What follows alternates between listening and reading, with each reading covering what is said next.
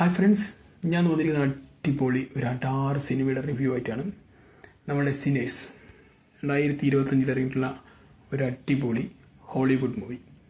ഇതിൻ്റെ ദൈർഘ്യം 2.17 മിനിറ്റാണ്. ഈ 2.17 മിനിറ്റ് നമ്മൾ ഈ സിനിമ കാണുന്ന സമയത്ത് നമുക്കിത് എങ്ങനെ പോകുന്നു പോലും തിരിച്ചറിയാൻ പറ്റില്ല. കാരണം അത്രമാത്രം എൻഗേജ് ചെയ്യിക്കാൻ ഈ സിനിമയ്ക്ക് കഴിയുന്നുണ്ട്. ഇതിൽ എൻഗേജ് ചെയ്യിക്കാൻ പറ്റുന്ന ഏറ്റവും വലിയൊരു ബേസ് എന്ന് പറയുന്നത് ഈ സിനിമയുടെ സ്ക്രിപ്റ്റും അതിൻ്റെ വിഷ്വലൈസേഷനും അതിൻ്റെ ആ ഒരു മ്യൂസിക്കൽ ബാൻഡും അതിന് മൊത്തത്തിലുള്ളൊരു കഥ പറച്ചിലേക്കാണ് ഈ സിനിമ നമ്മൾ പിടിച്ചിരുത്തുന്നത്. കാരണം ഓരോ നിമിഷം വാട്ട് ഇസ് നെക്സ്റ്റ് എന്ന ക്വസ്റ്റ്യൻ നമ്മളോട് ചോദിക്കുന്ന രീതിയിലേക്ക് കൊണ്ടുവരും. ആദ്യം ഈ ഒരു ഫസ്റ്റ് ഹാഫ് കഴിയുമ്പോൾ ഫസ്റ്റ് ഹാഫിലേക്കാണ് പ്രേതത്തിൻ്റെ ഒരു ചെറിയൊരു ഈ ഹൊററിൻ്റെ ഒരു ചെറിയൊരു സീക്വൻസ് കാണിച്ചിരുന്നത്.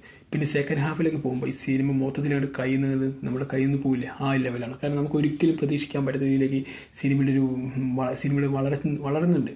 അതിലേക്ക് ഈ എങ്ങനെയാണ് ഈ ഹൊററിലേക്ക് കൊണ്ടുവരുന്നത്, ആ ഹൊററിൽ നിന്ന് എങ്ങനെയാണ് ഉണ്ടാകുന്നത്, ആ ഒരു കൺസെപ്റ്റ് വളരെ വ്യത്യസ്തമായിട്ടാണ് ഈ സിനിമ ചെയ്തിരിക്കുന്നത്. കാരണം ഇത് ഞാൻ അതിന് പറഞ്ഞു കഴിഞ്ഞാൽ ഇപ്പോൾ നിങ്ങൾക്കതിൻ്റെ ആ ഒരു കാണുമ്പോഴുള്ള ത്രില്ല് നഷ്ടപ്പെടും. അതുകൊണ്ട് ഞാൻ ഇതിൻ്റെ സിനിമയിൽ മൊത്തം കാര്യം പറയുന്നില്ല. പക്ഷേ നിങ്ങൾ ഇതുവരെ കാണാത്തൊരു ഹൊറർ അപ്പിയറൻസാണ് ഈ സിനിമയിലുള്ളത്. കാരണം അത്രമാത്രം ഒരു ഇൻ്റലക്ച്വൽ ആയിട്ടുള്ളൊരു സ്ക്രിപ്റ്റിംഗ് ആണ് ഈ സിനിമയ്ക്ക് വേണ്ടി ചെയ്തിരിക്കുന്നത് ഞാൻ മനസ്സിലാക്കുന്നത്. കാരണം നമ്മൾ കണ്ടിട്ടുണ്ടാകും, കഞ്ചൂരിയം കണ്ടിട്ടുണ്ടാവും, അതുപോലെ തന്നെ ഇറ്റ് കണ്ടിട്ടുണ്ടാവും, അന്നബെല്ല കണ്ടിട്ടുണ്ടാവും. അങ്ങനെ പല സിനിമകൾ നമ്മൾ കണ്ടിട്ടുണ്ടെങ്കിലും അത് നല്ല വ്യത്യസ്തമാവുന്ന എന്തുകൊണ്ട് ചോദിച്ചാൽ ഇതിലെ ആ പ്രേതങ്ങളിലേക്ക് ഇല്ലെങ്കിൽ ആ ഒരു ഹൊററിൻ്റെ ഒരു കണ്ടന്റ് തന്നെയാണ് ഈ സിനിമയിലെ ഏറ്റവും വലിയൊരു ഹൈലൈറ്റ് ഇല്ലെങ്കിൽ ഇതിൻ്റെ ബാക്ക് ബോൺ എന്ന് പറയുന്നത്.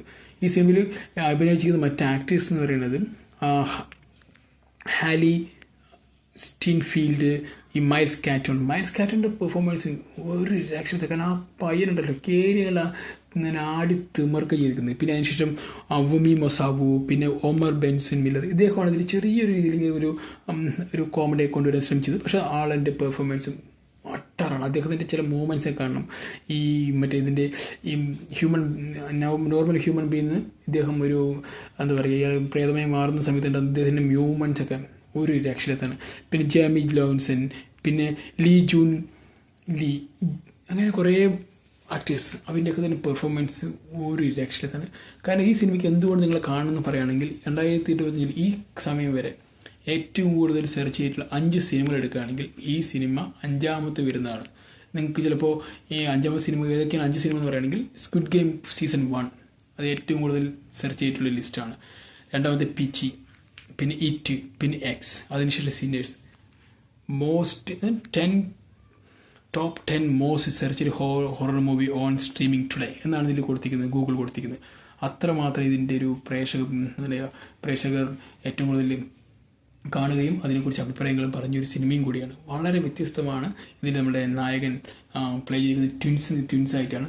അതൊക്കെ തന്നെ ഒരു അട്ടാറായിട്ട് ഇതിനെ കാണിക്കുന്നുണ്ട്. എന്തായാലും ഈ സിനിമ നിങ്ങൾ കണ്ട് നിങ്ങൾ ആസ്വദിക്കൂ. വളരെ വ്യത്യസ്തമായൊരു ഹൊറർ മൂവി ആയിട്ടാണ് എനിക്ക് തോന്നി. കാരണം ഇത്രയും മനോഹരമായിട്ട് ഇതിനു മുമ്പ് ഞാനൊരു ഹൊറർ മൂവി ചിലപ്പോൾ ഇത്രയും നമ്മൾ പല ഹൊറർ മൂവി കണ്ട് ആശ്ചര്യപ്പെട്ടിട്ടുണ്ടാവും. കൊഞ്ചൂരിനെ കണ്ട് നമ്മുടെ കിളിപോയ ടൈമൊക്കെ ഉണ്ട്.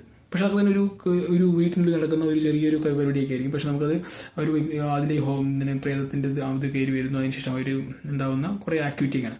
പക്ഷെ ഇതിലെന്ന് പറയുന്നത് വ്യത്യസ്തം പറഞ്ഞാൽ ടോട്ടലി ഈ ഹൊറർ എന്ന് പറഞ്ഞൊരു പരിപാടി ഉണ്ടല്ലോ, അത് ടോട്ടലി ഇത് വ്യത്യസ്തം പിടിച്ചിരിക്കുകയാണ്. കാരണം ആ ഒരു പിടുത്തം ഇതുവരെ ഹോളിവുഡിൽ വേറെ ആരും ഇങ്ങനെ ഒരു മൂവി പിടിച്ചിട്ടില്ല. കാരണം അതിന് മുമ്പ് ചിലപ്പോൾ ഇറ്റുന്ന മൂവി കുറച്ച് വ്യത്യസ്തമായിട്ട് പിടിച്ചായിരുന്നു. അതിൽ നിന്നും അതിൻ്റെ ഒരു എക്സ്ട്രാ ഓർഡിനറി സ്ക്രിപ്റ്റിങ്ങും എക്സ്ട്രാ ഓർഡിനറി ഒരു വിഷ്വലൈസേഷനും വന്ന് അതിൽ മ്യൂസിക്കിൻ്റെ ഒരു ബ്ലെൻഡും കൂടി കൊടുക്കുന്നുണ്ട്. ഇതിൽ മ്യൂസിക്കിന് ഏറ്റവും കൂടുതൽ 100% മ്യൂസിക് ഇല്ലെങ്കിൽ ഈ സിനിമ ചിലപ്പോൾ നമുക്ക് കുറച്ചുകൂടി ബോറടിപ്പിച്ച് കൊന്നിട്ടുണ്ടാകും, അമ്മാരിയാക്കിയില്ല. കാരണം ആ ഒരു മ്യൂസിക്കിൻ്റെ എലമെൻ്റാണ് ഈ സിനിമയെ പിടിച്ചിരുത്തുന്നത്. കാരണം മ്യൂസിക്കും ഈ പ്രേതവും ഈ ഓപ്പോസിറ്റ് ഇരിക്കുന്ന നായകൻ്റെ പരിവേഷവും അതൊക്കെയാണ് അതിന് പിടിച്ചിരുത്തുന്നത്. ആ ഒരു കഥ പോകുന്ന അങ്ങനെ മ്യൂസിക്കിൽ കൂടിയാണ് ഈ കഥ പോയിക്കൊണ്ടിരിക്കുന്നത്. അതൊക്കെ തന്നെ ഇതിൻ്റെ വളരെ വ്യത്യസ്തമായിട്ടുള്ളൊരു ആവിഷ്കാരം എനിക്ക് തോന്നി. നിങ്ങൾ ഈ സിനിമ കാണാൻ പറ്റുന്ന ആമസോൺ പ്രൈമിൽ കാണാൻ പറ്റും. പിന്നെ ഇത് നിങ്ങൾക്ക് വേറെ വല്ല സോഴ്സ് ഉണ്ടെങ്കിൽ അവിടെ നിന്ന് കാണാം. ഈ സിനിമയുടെ റേറ്റിംഗ് വരുന്നത് 7.7 ആണ് IMDb കൊടുത്തിരിക്കുന്നത്.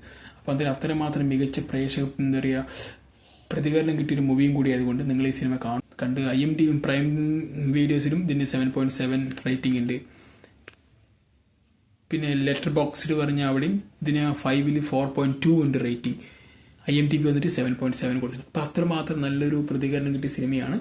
അപ്പോൾ നിങ്ങൾ ഈ സിനിമ കാണും. അതിഗംഭീരമായ സ്ക്രിപ്റ്റിംഗ്, അതിഗംഭീരമായിട്ടുള്ളൊരു ആവിഷ്കാരം, അതിഗംഭീരമായിട്ടുള്ളൊരു ഹൊറർ മൂവിയും കൂടിയാണിത്. അപ്പോൾ നിങ്ങളെല്ലാവരും കണ്ട് രസിക്കും. Okay, bye, see U.